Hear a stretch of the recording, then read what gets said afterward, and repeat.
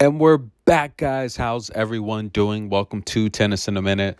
I'm your host, Good Energy. Again, I want to thank you guys for all the love and support as the WTA season is almost over. Another great year, guys. Again, when we started this season, I told you guys this year I would be doing less tennis commentary as we focus more on just some of the larger matches. However, guys, when we enter into this portion of the season with the last WTA final concluding in Merida, Mexico, congratulations to Zeynep Sunmez. And the conclusion of the WTA finals wraps up. It really gets into, ITF and 125Ks, right? And these are the tournaments I really like to cover. I like to see that next star, the upcoming players. If you've been following the channel, then for a while, then all of the ladies here at the WTA finals in Saudi Arabia, at one point or another, before they were big time, I told you they were going to be big time. So I like watching the ITF. When Emma Raducanu went on that run in New York, I knew who she was from watching her in the lower level. So when you see these stars finally break out, it's really, really amazing, right? All that hard work pays off. And like Zeynep said earlier in her post-match victory speech, she said, look, this has been 15 years in the making. So again, congratulations to all these amazing ladies here in Saudi Arabia. But we want to get to the good stuff. Coco and Iga Swiatek, the head-to-head 11-1. We know it's been lopsided. But listen, I've said in the past, I'm on the record, Coco's had some coaching that just hasn't fit her style, right? And I felt a lot of those matches, especially after it got out of hand, like 4-1, 4-love, 5-love in terms of the head-to-head. They started thinking too much, over game planning, right? And I feel recently, I would say up until Cincinnati, Coco is a type of player that she's so athletically gifted. You can't take away her strengths. And I just feel the game plans that she's had with some of these coaches take away her strengths. Her strength is her athletic ability. Anytime you delay that, anytime you incorporate a game plan that takes away from that, it's not a good game plan because that's how she beats opponents. And I feel a lot of times with those recent game plans facing Iga Swiatek, a lot of them were designed around Coco trying to go long rallies, right? Trying to just go forehand for forehand with some of these players that want to play that way. And I feel with Iga Swiatek, she's looking to hit that winner 5 shots or less. Once she gets 5 to 7 shots in the rally, she starts to hit the panic button. And the problem with that is I felt that Coco, and this is what great players do. Great players make you react, right, to what they're doing.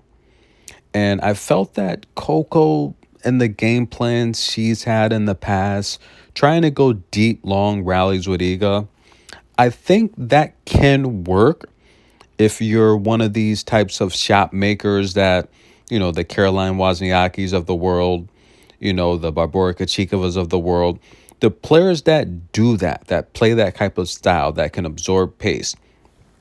But if you're an athletic player like Coco and you're playing a game plan that takes away your strengths, it's not a good game plan, right? Regardless of what Iga Swiatek wants to do. If you're taking away your strengths as a professional athlete, as a tennis player, it's not a good game plan. And I just felt that led to Coco overthinking. She's already not using her feet, her athletic ability, right? Her short balls, her defense at the net. Now she's having to think more about what to do. And tennis is so fast, right? Tennis is so fast. It's a type of sport that, if I'm coaching any of this top tier talent, and I think the great coaches do this, it's simple game plans, right? Very simple game plans. So get the ball out quick, attack the left, come down the line. Very simple stuff. The game plans that Coco's has had against Iga Swiatek, it's too much. You're asking too much for her, and you're taking away her ability to think and improvise and to adjust to what she's seeing on the court. Case in point, a lot of those matches, she's looking at her coach, she's getting frustrated, asking them what to do next. Coco, if I'm coaching you, my game plan to you is a very simple one. Use your gifts, go out there, play, and have fun. Over the course of a 2-hour match plus, you're going to beat 99% of the players on tour just by playing carefree and having fun and reacting to what's in front of you. Now, Iga Swiatek wants to put you away in 5 shots. And I just feel a lot of these game plans with Coco in the past, you're trying to extend that when you know Iga Swiatek, that pressure, that cross-court backhand, that forehand down the line, that winner is coming in 3, 4, or 5 shots. That's Iga's best stuff. Trying to extend that just doesn't work. Take a look at the players that beat Iga Swiatek and have success against her. Take a look at Elena Ostapenko. What is her style?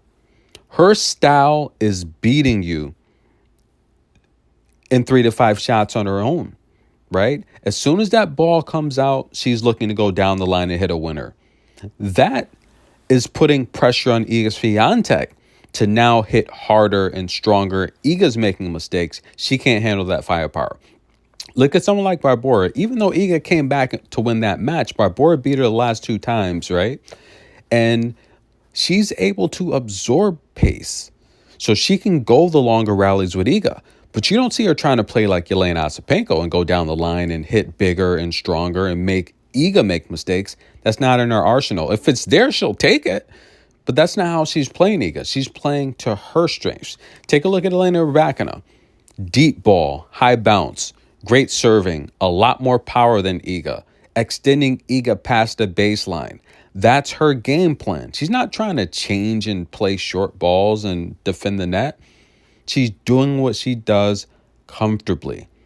With Coco, I felt that the game plans have been so ridiculous that it's taking away her athletic ability, right? Coco can just go out there and play her game and beat most players. And I feel that's going to be the game plan with Iga Swiatek. I think Coco's going to play an amazing game against Iga Swiatek coming up. I'm going to have an official prediction for that. We're going to dive deeper into that match, but I just wanted to get this out there as we take a look at Elena Rybakina and Qinwen. Stay tuned for the Coco Iga prediction. You're going to like that one, guys. Trust me. Now, Elena Rybakina against Jasmine Paolini, I felt she looked pretty good in the first set, having not played in, nearly 3 months, and just struggling in the matches that she did play the last few months. Overall, she put up 8 aces and only 1 double fault. She won 69% of her first serves. She did have 5 opportunities to break Jasmine. If she converts one of them in the first set, I think she wins the first set. It's a different match, right? She gave Paolini 5 opportunities to break her. Qinwen gave Sabalenka 4 opportunities to break her, won 82% of her first serves, 4 double faults. So the 8 aces she put up, she gave 4 back. And yes, Qinwen, look, she's the ace leader on tour. She came to this match with 6 aces.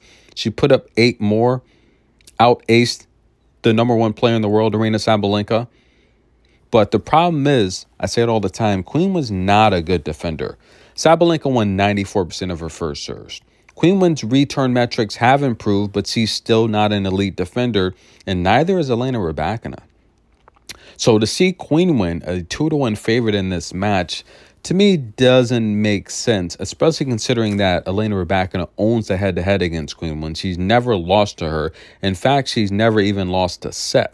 These two have played the last time out at Beijing, where Rybakina gave Qinwen a breadstick. And then they played at SW19, the championship run for Elena Rybakina. First set went to a tiebreak. Grass is a different animal.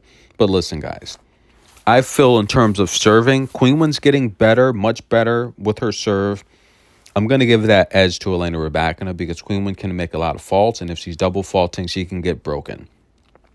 I'm going to give the forehand edge to Rybakina, but she's a little rusty. I think Qinwen might have the edge there, and I'm going to give Rybakina the backhand edge.